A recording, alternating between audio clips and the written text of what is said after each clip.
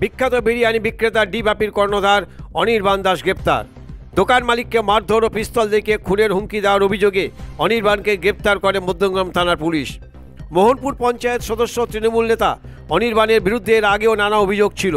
এই ঘটনায় মোহনপুর পঞ্চায়েত প্রধান নির্মল করে সাফাই, বিষয়টি রাজনৈতিক নয়।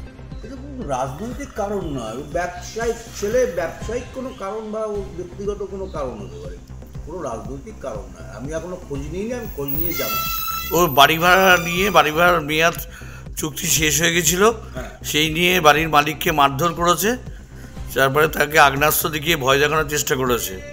তার ভিত্তিতে মধ্যমগ্রাম থানার পুলিশ তাকে গ্রেপ্তার করেছে। কি বলবেন? ও একজন ব্যবসায়ী ছেলে, আগ্নেয়াস্ত্র দেখিয়েছে, এটা তো আমার ঠিক আমি বুঝতে পারছি না। আমি স্পটেও ছিলাম না, আমি শুনলাম। আমি খোঁজ নিই, বেলা হোক, খোঁজ নিয়ে তারপরে বলবো। যদি কারণ গায়ে হাত তুলে থাকে, আর গায়ে হাত তোলাটা অপরাধ, সেটা হাত তুলে থাকলে তার আইনানুগ যে ব্যবস্থা আছে সেটা হবে। তার জন্য দলীয় কোনো ব্যাপার না, আমাদের দল বা পঞ্চায়েতগত কোনো ব্যাপার না। আপনার নাম? আমার নাম নির্মল করে, মোহনপুর পঞ্চায়েতের প্রধান। টাকার জোরে তৃণমূলের টিকিট পেয়ে অনির্বাণের মতো ভুইফোর নেতাই এখন প্রশাসন এবং দলের কাছে বিপদ। অনির্বাণের বিরুদ্ধে জেলা তৃণমূল কংগ্রেস নেতারা আদৌ সাহসী পদক্ষেপ নিতে পারবেন?